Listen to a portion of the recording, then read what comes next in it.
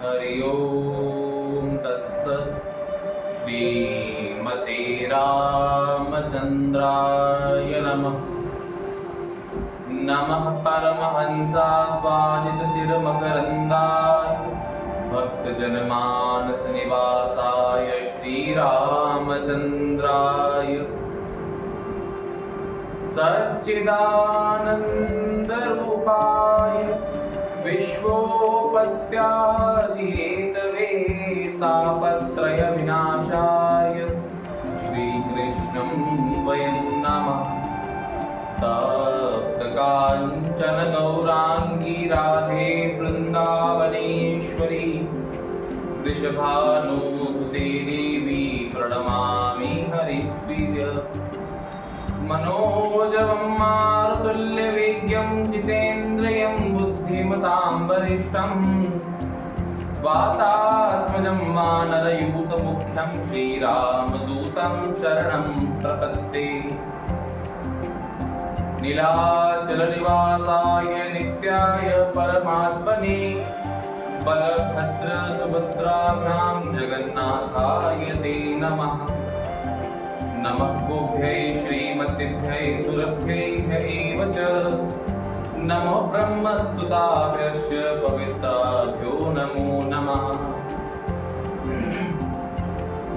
अज्ञानतिमिरान्धस्य ज्ञानाञ्जनशलाकया चक्षुरुन्मीलितं येन तस्मै श्रीगुरवे नमः। श्रीसीतानाथसमारम्भां श्रीरामानन्दार्यमध्यमाम् अस्मदाचार्यपर्यन्तां वन्दे श्रीगुरुपरम्पराम्। वाञ्छाकल्पतरुभ्यश्च कृपासिन्धुभ्य एव च पतितानां पावनेभ्यो श्रीवैष्णवेभ्यो नमो नमः। भक्त भक्ति भगवंत गुरु चतुर्नाम बहुएक इनके पद वंदन किए नाशय विघ्न अनेक। जनक सुता जग जननी जानकी जनक सुता जग जननी जानकी अतिशय प्रिय करुणा निधान की अतिशय प्रिय करुणा निधान की ताकी सुरपद कमल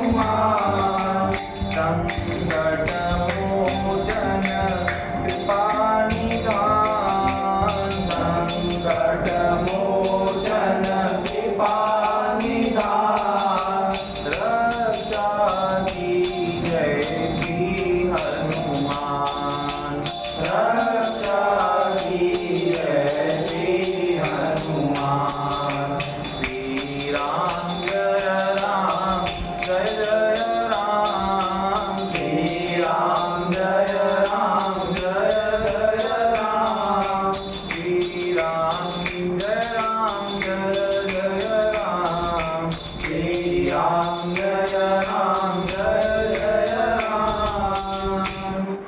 श्री सीतारामचंद्र भगवान की जय। श्री राधा कृष्ण भगवान की जय। श्री गौरी शंकर भगवान की जय। श्री लक्ष्मी नारायण भगवान की जय। श्री लक्ष्मी नरसिंह भगवान की जय। अनंत बलवंत श्री हनुमान जी महाराज की जय। जगद्गुरु श्री रामानंदाचार्य भगवान की जय। श्री जगद्गुरुआचार्य श्री बलुदास जी महाराज की जय। जगद्गुरुआचार्य श्री गुरुदास देवाचार्य जी महाराज की जय। श्री गोस्वामी तुलसीदास जी महाराज की जय। श्री परम गुरुदेव भगवान की जय। श्री सद्गुरुदेव भगवान की जय। जय जय श्री सीताराम जय जय श्री राधेश्याम।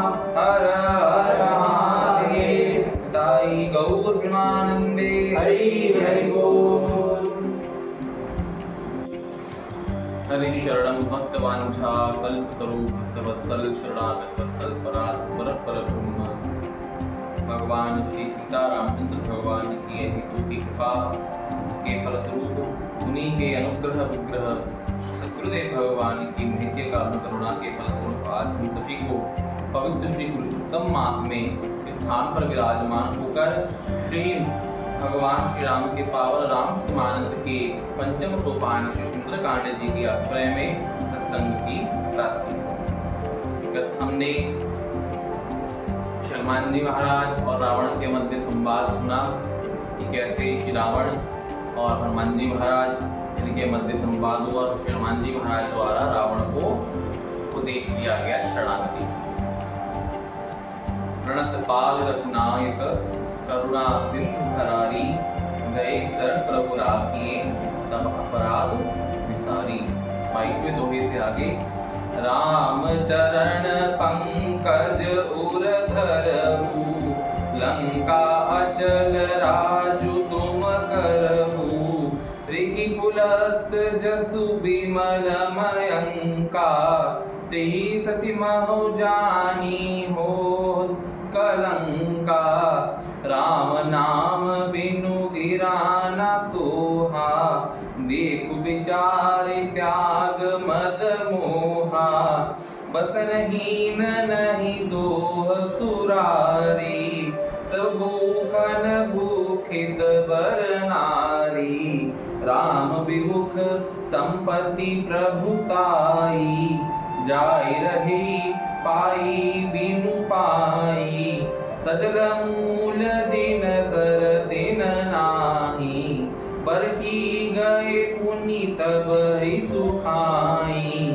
सुन दस कंठ कहाँ बन रोपी विमुख राम त्राता नहीं कोपी।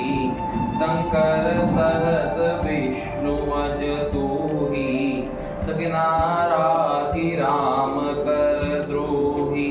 मोह मूल बहुसूल प्रद त्याग तम अभिमान बनौ राम रघुनायक कृपा सिंधु भगवान।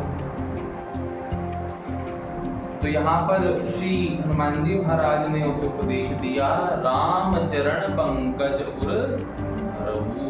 अपने हृदय में श्री राम रूपी चरण पंकज को अपने हृदय में धारण। क्यों? क्योंकि हनुमान जी जानते हैं कि जो रावण है उसका हृदय कैसा है, मलिन है, कीचड़ के समान है, दलदल के समान है। और उस कीचड़ में केवल एक ही पवित्र चीज दिखती है और वो है कमल। कीचड़ में कुछ भी डालोगे वो कीचड़ जैसा हो जाएगा, परंतु कमल का पुष्प कीचड़ में रहते हुए भी कीचड़ से अलग है। वैसे ही तुम अपने हृदय में परम पावन श्री रामचंद्र के चरणों को हृदय में धारण करो, तभी तुम्हारे हृदय में निर्मलता आएगी, सुगंधी आएगी। कमल जितना किसी कीचड़ में उग जाए, परंतु कमल की जो खुशबू है, उसकी सुगंधी है, वो कभी उससे दूर नहीं जाती। वैसे ही जो रावण का हृदय मलिन हो रखा है, उस मलिन हृदय को पतित पावन करने के लिए केवल श्री राम जी के चरण ही सामर्थ्यवान। ये हनुमान जी महाराज से कह रहे। लंका अचल राज तुम करहु, इससे क्या प्राप्त होगा? लंका का अचल राज। हनुमान जी ने पहले राम जी की प्रताप के बारे में बताया, तब वो शायद नहीं माना, तो हनुमान जी ने सोचा कि थोड़ा सा लालच दे देते। तो लालच देने के लिए कहा कि अगर तुम चाहते हो कि अचल राज करो, कि तुम्हारे अलावा आप तो राज करे ही ना लंका पे, तो तुम भगवान राम की शरणागति ले लो। क्या पता लालच के द्वारा ही वो मान जाए, क्योंकि उसको प्रेम किससे था? लंका से था, है ना। अपने आप को लंकापति कहता था, मैं लंका का मालिक हूँ, यानी कि जो उसका मोह था, जो उसकी अटैचमेंट थी, वो किससे थी? ज्यादा लंका से। तो लंका के लिए कहते हैं कि तुम लंका में अचल राज करोगे अगर तुमने श्री रामचंद्र का आश्रय प्राप्त कर। ऋषिकुलस्थ जसु विमल मयंका, तेजसी मह जानहु कलंका। यहाँ पर रावण को हनुमान जी ने याद दिलाया कि ऋषि कुलस्थ जो है उनके परिवार में रावण का जन्म। जो ऋषि कुलस्थ हैं रावण के दादाजी लगते हैं।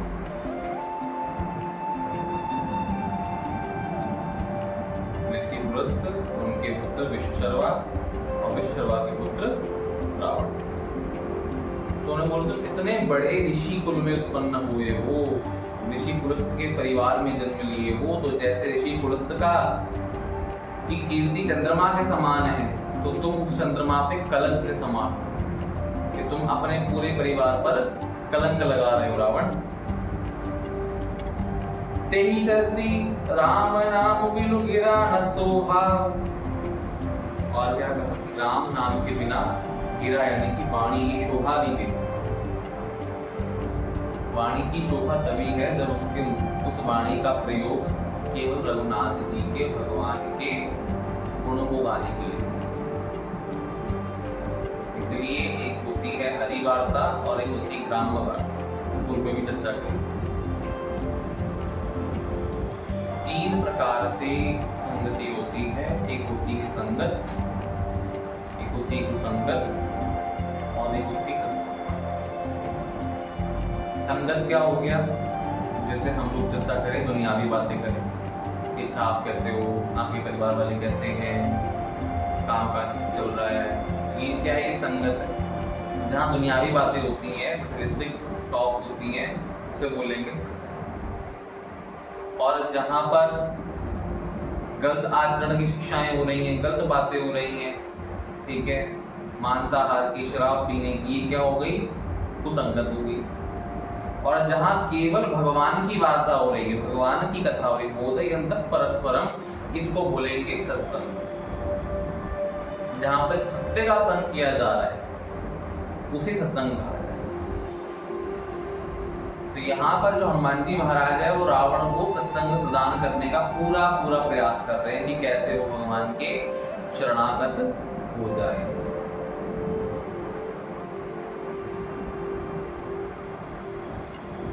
तो ये वाणी का क्या अर्थ है कि वाणी किससे बनी हो? किससे बनी हो? राम नाम का आश्रय लेकर वाणी हो, कि जब मुख खोले तब केवल राम जी का ही प्रताप हमारे मुख से निकले।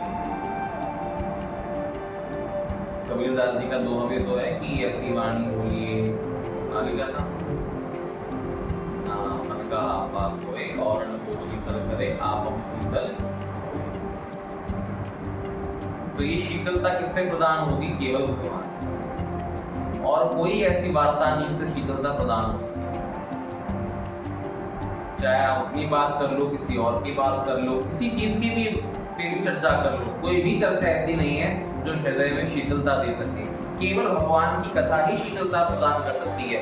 इसलिए कबीरदास जी के दोहे का अर्थ यही है कि और न को शीतल करे, आप हो शीतल हो, यानी कि भगवान का यश ही खुद को भी शीतल कर पाएगा और दूसरे को भी शीतल कर पाएगा। और कोई ऐसी वार्ता नहीं है और कोई ऐसी वाणी है ही नहीं जो किसी को शीतलता प्रदान कर सके।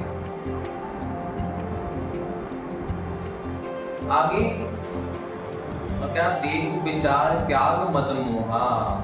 इसको त्यागने होगा हनुमान जी ने, मद को और मोह। जब तक मद और मोह नहीं त्याग होगा तब तक वाणी में शीतलता नहीं है। जिसको बहुत घमंड है उसकी वाणी कभी शीतलता प्रदान नहीं कर सकती। जिसको बहुत ज्यादा मोह है किसी चीज की किसी चीज से, उसकी वाणी भी शीतलता प्रदान नहीं करती। उसको अपने में बहुत घमंड है, अपनी संपत्ति पे, अपने ऐश्वर्य पे, वो कभी किसी से प्रेम से बात ही नहीं कर सकता। और जिसको किसी से मोह है, उसके अलावा उससे वो बात नहीं करना चाहता। तो मोह और मद के कारण ही हनुमान जी ने कहा कि इसका पहले परित्याग करना पड़ेगा। बसन हीन नहीं सोह सुरारी, सब भूखण भूषित बर नारी। जैसे कोई बहुत सुंदर स्त्री हो, उसके पूरे शरीर, पूरे अंग पर सुंदर सुंदर अलग अलग प्रकार की ज्वेलरी हो, भूषण हो, परंतु वस्त्र एक भी ना हो, तो क्या उसकी सुंदरता दिखाई देगी? नहीं। यानी कि शरीर पे वस्त्र भी चाहिए और वस्त्र के साथ सुंदर सुंदर आभूषण भी चाहिए, तभी सुंदरता दिखाई देगी। तो वही हनुमान जी ने कहा कि तुम्हारे पास वाणी तो है, 10 ग्रीव, 10 जबानें हैं, तो मुझसे एक से भी भगवान राम का प्रताप नहीं गा। राम विमुख संपत्ति प्रभुताई, जाई रही पाई बिनु पाई। तो ऐसी संपत्ति जो राम विमुख है, जो राम जी से उल्टा चल रहा है, ऐसी संपत्ति होना और ना होना एक अपराध। जिस संपत्ति के द्वारा भगवान और भगवान के प्यारे भक्तों की सेवा नहीं हो पाती, वो धन कभी भी टिकने वाला नहीं। वो प्राप्त किया और ना किया एक समान। क्यों? कि लक्ष्मी का मूल क्या है? लक्ष्मी की सेवा क्या है? नारायण की सेवा। तो अगर भगवान ने कृपा करके किसी को धन प्रदान किया भी है, तो उस धन के द्वारा भगवान और भगवान के आश्रित जनों की सेवा करें। श्री भर्तहरि जी ने 3 गतियां बताई हैं धन की, कि किसी के पास धन है तो उसकी 3 चीजें ही हो सकती है, वो धन 3 चीजें ही करेगा। पहला का दान, सबसे उत्तम गति, कि धन है तो धन का दान कर देना, ये धन की उत्तम गति। दूसरी मध्यम गति क्या बताई? भोग, अपने ऊपर खर्च लो, अपने ऊपर यूज कर लो। और तीसरी और अधम गति क्या है? विनाश। धन 3 ही चीज करेगा, या धन को दान कर दो, या धन को भोग लो, या फिर धन तुम्हारा क्या करेगा? तुम्हारा विनाश करेगा। अब जो बड़े बड़े न्यूज को 100 करोड़ 200 करोड़ 400 हजार करोड़ ऐसे घर में रखेंगे, क्या है? सीबीआई का छापा पड़ता है, ईडी का छापा पड़ता है। धन ने क्या कर दिया? विनाश कर दिया। उस धन का दान भी नहीं किया उन्होंने, उस धन का भोग भी नहीं किया, तो धन ने क्या कर दिया? विनाश कर दिया। तो धन की 3 ही गति श्री भर्तहरि जी ने बताई। सुजल मूल जिन सरित नाहि, बरति गई पुनि तबहि सुखाई। तो क्या कहा कि जिन नदियों का कनेक्शन, स्रोत किसी जल के स्रोत से नहीं है, किसी कुंड से नहीं है, वो नदियां क्या हो जाएंगी? सूख जाएंगी।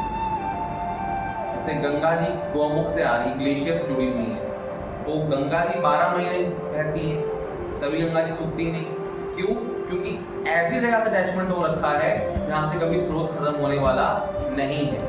परंतु कुछ नदियां होती हैं जो बरसाती होती हैं, बारिश के मौसम नदी बहेगी और उसके बाद फिर सूख जाएगी। तो जो संपत्ति श्री रघुनाथ से विमुख है, वो उस बारिशी नदी की तरह ही है, कि बस बारिश पड़ेगी तब तक बहता रहेगा, और जैसे ही बारिश सूख गई धन भी खत्म हो गया। पर जिसका स्रोत रघुनाथ जी है, जिसके स्रोत में रघुनाथ जी का आश्रय है, ऐसा धन भी कभी खत्म होने वाला नहीं। सुन 10 कंठ कहूँ बन रोपी, विमुख राम त्राता नहीं गोपी। कहा कि सुन 10 कंठ। 10 कंठ का मतलब क्या हो गया? इसके 10 कंठ होंगे, उसके कान कितने होंगे? 20। हनुमान जी जाके तुमने 20 के 20 काउंट सुन ले। क्या? कि राम जी का विरोध करने पर, राम जी का आश्रय ना पालित करने पर तुझे भगवान विष्णु भी नहीं बचा पाएंगे, भगवान शंकर भी नहीं बचा पाएंगे, भगवान ब्रह्मा भी नहीं बचा पाएंगे।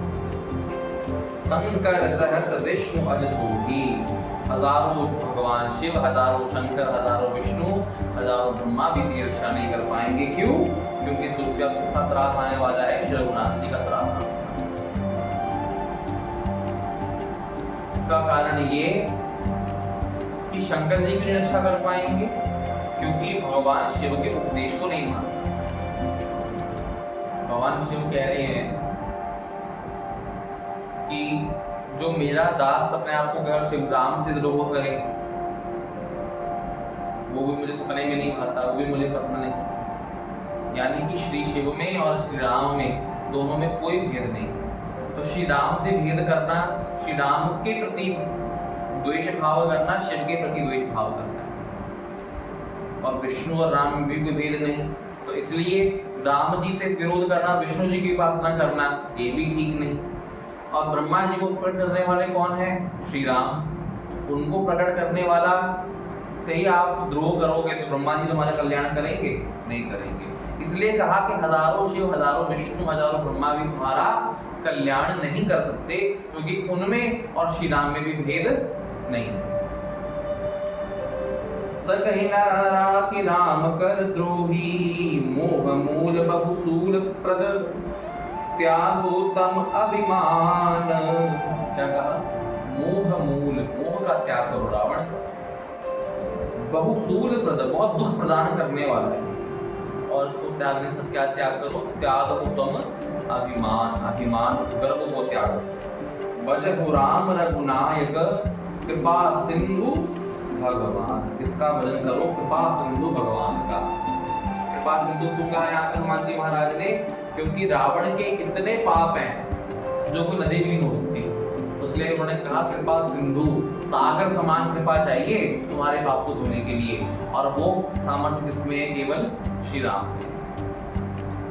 जद्यपि कहि कपि अति हित बानी, भक्ति विवेक बरति नय स्यानी, बोला बस महा अभिमानी, मिला हमें कपि गुरु बड़ ज्ञानी। तो हनुमान जी ने उसको भक्ति का, ज्ञान का, वैराग्य का, सबका उपदेश करा। यदि भी उसके दिमाग में कुछ आया नहीं तो बोला बस महा अभिमानी, हंसकर बोला। क्या बोला? मिला हमें कपि गुरु बड़ ज्ञानी, ये बंदर मेरा गुरु बनने का प्रयास कर रहा है। और बात तो सही भी है, क्योंकि जो उपदेश हनुमान जी महाराज ने करे वो उपदेश केवल गुरु ही कर सकता है। रावण सत्य भी बोल रहा है, परंतु उसका मोह, उसका अभिमान उसको एक्सेप्ट करने से रोक रहा है। खुद उसने कह दिया, खुद कन्फेस कर रहा है गुरु बड़ ज्ञानी, परंतु वो क्यों नहीं मान पा रहा हनुमान जी गुरु? क्योंकि उसका अभिमान उसको अलाउ नहीं कर रहा।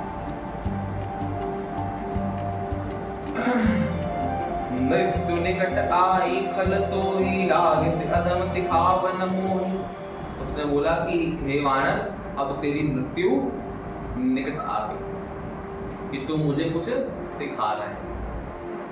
उल्टा होई कह हनुमाना, मति भ्रम तोर प्रगट मैं जाना। तो हनुमान जी ने बोला कि ऐसा मेरे साथ नहीं होगा, ऐसा तेरे साथ होगा, उल्टा होगा इसका, कि अब तेरी मति जो है भ्रष्ट हो चुकी है और तेरी मृत्यु निकट आ गई रावण। सुन कपि बचन बहुत खिसियाना, बेगिन हरहु मूढ़ कर प्राण। तो जैसे ही हनुमान जी ने ये बात बोली, बहुत खिसिया गया, गुस्सा हो गया और कहा कि इसके प्राण ले लो। सुनत निशाचर मारन धाई। जैसे ही उसने ये बात बोली तो जितने आसपास राक्षस खड़े थे सब हनुमान जी को मारने के लिए दौड़े। सचिमन सहित विभू विभूखन आए, नाई शीस कर विनय बहुता, नीति विरोध ना मारे दूता।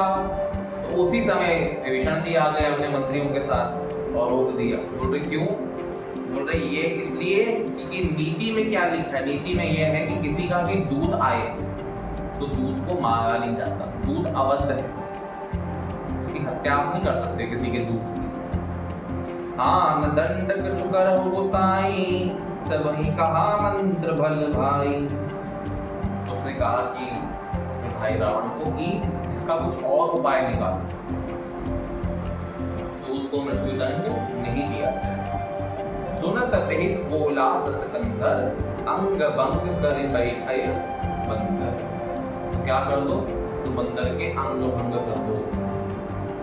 मतलब कोई हाथ पैर काट दो, नाक कान काट दो, अंग का भंग कर दो। कपि के ममता पूछ पर सबहि कहू समझाई, तेल गोरी पट बांध पुन पावक देह लगाई। उसने कहा, आगे के बांसुर ने कहा कि कपि की ममता पूछ पर, बोले जो बंदर होता है उसको अपनी पूंछ से बड़ा प्यार होता है, तो उसकी पूंछ पे आग लगा दो। तेल गोरी पट बांध पुन पावक देह लगाई। तो उसने क्या किया, तेल गोरी कपड़ा सब पूरी पूंछ पे हनुमान जी के बांध दिया और आग लगा। पूंछ हीन बानर तक जाई, तब सट निज स्नात ही ले आई। जिनके किन सब बहुत बड़ाई, देखो में तीन के प्रभुताई। तो उन्होंने बोला कि जब ये बिना पूंछ के अपने स्वामी के पास जाएगा तब उनको पता लगेगा कि रावण के अंदर कितनी ताकत है, कि उनके दूत को भी अंग भंग करके भेज दिया। बचन सुनत कपि मन मुस्काना, भई सहाय सारद मैं जाना। जातु धान सुन रावण बचना, लागे रचय मोड़ सो रचना। तो अब क्या हुआ कि जैसे हनुमान जी ने ये बात सुनी तो हनुमान जी मुस्कुराए। हनुमान जी ने कोई रिएक्शन नहीं दिया, सिर्फ हनुमान जी मुस्कुरा दिए और सब तैयारी करने लगे कपड़ा रूई तेल सब बांधने के लिए। राहन नगर बसन मृत तेला। हनुमान जी ने इतनी लंबी पूंछ कर ली कि पूरी लंका का कपड़ा खत्म हो गया, पूरी लंका। राहन नगर बसन, तो कपड़ा रहा ही नहीं, इतना कपड़ा, इतनी लंबी पूंछ, इतनी मोटी पूंछ हनुमान जी की, पूरी लंका का कपड़ा खत्म हो गया। और क्या खत्म हो गया, घृत और तेल, तेल और घी भी खत्म हो गया, इतनी बड़ी पूंछ पे लगाने के लिए।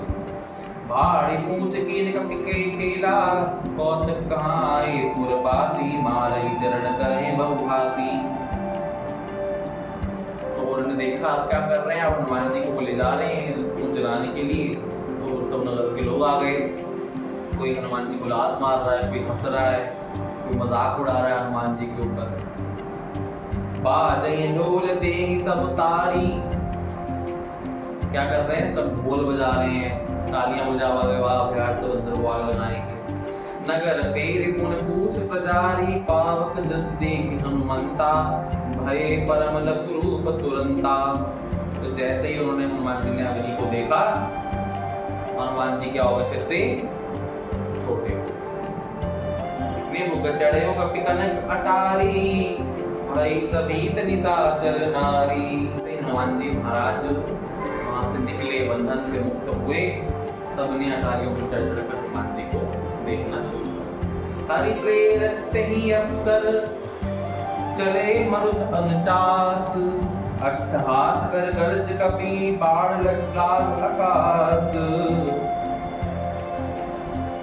और उससे क्या हुआ कि 49 पवन, इतनी तेज से पवन चलने लगी कि अब आग लगी हो कहीं और हवा चलेगी तो आग और बढ़ेगी। रघुनाथ जी के पास आग भी बढ़ने लगी। अब जब आग बढ़ी तो सब देख के अट्ठास करने लगे, गरजने लगे कि वाह अब ये जल के राख हो जाएगा। उसके बाद क्या किया, देह विशाल परम हरियाऊ, मंदिर ते मंदिर चढ़ धाऊ।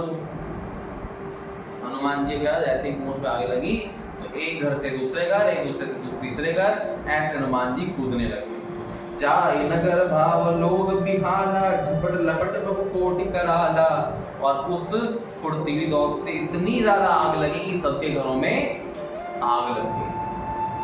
तात मात हा सुने पुकारा, तो हाय बाप हा माँ ये सब चिल्लाने लगे, यही अवसर को हमें उभारा।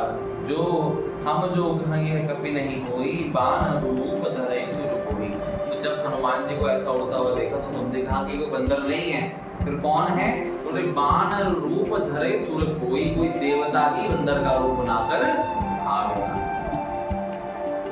साधु अवज्ञा कर फल ऐसा, जा जरई नगर अनाथ कर जैसा। तो बोले जैसे साधु की अवज्ञा कोई करता है उसका क्या फल है, पूरा नगर जल जाता है, राख हो जाता है। वही हुआ कि साधु की अवज्ञा हुई, संतों की अवज्ञा हुई और पूरा नगर जल गया। जारा नगर निमित्त एक माही, एक क्षण में सब जल गए। पर क्या नहीं जला, एक विभीषण कर ग्रह नाही, सबके घर जले, सिर्फ विभीषण जी का घर नहीं जला, सबका घर जल गया। तागद दूत अनल जहि सिर जा, जरा न सोते कारण गिरजा। तो क्या कहा भगवान शिव कह रहे हैं यहाँ पर कि हे पार्वती, जिन्होंने अग्नि बनाई है उन्हीं रघुनाथ जी के दूत है, इसलिए अग्नि का कोई नुकसान नहीं है।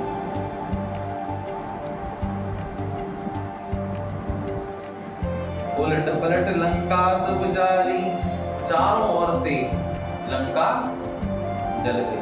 कूद परा कुंड सिंधु मझारी, और हनुमान जी कहाँ कूद पड़े? समुद्र में कूद पड़े। अपनी पूंछ बुझाई है, श्रम खोया है, थोड़ा सा रेस्ट किया हनुमान जी ने वहां पर, और पुनः लघु रूप होकर कहाँ पहुंच गए? जनक सुता के आगे ठाड़ भयो कर जोरी। फिर जनक सुता यानी कि श्री जानकी जी के आगे हाथ जोड़कर हनुमान जी महाराज खड़े हो गए। मात मोहि दीजे कछु चिन्हा, जैसे रघुनायक मोहि दीना। उन्होंने बोला कि ये महिला जैसे रघुनाथ जी ने आपके लिए अपनी अंगूठी भेजी, वैसे आप भी कोई चिन्ह दे दो जिससे मैं ये बता पाऊं रघुनाथ जी को कि मैं आपसे मिल सकूं। तो चूड़ामणि उतार तब देयु, तो चूड़ामणि, सब पे चूड़ामणि से आज क्लिप वगैरह पहनते हैं, तो सभी चूड़ामणि पहनते हैं। तो चूड़ामणि उतार के श्री जानकी जी ने अपनी प्रदान की है, और हर समेत पवन सुत लेयु, और बड़े प्रसन्न होकर हनुमान जी ने वो प्राप्त। आज इतना ही विश्राम प्रदान करेंगे कथा को, कल आगे हनुमान जी महाराज पुनः भगवान श्री राम के पास पहुंचे। सीता रामचंद्र भगवान की जय। श्री राम जय राम जय जय राम। श्री राम जय राम जय जय राम। श्री राम जय राम जय जय राम। श्री राम जय राम जय जय राम। श्री राम जय राम जय जय राम। श्री राम जय राम जय जय राम।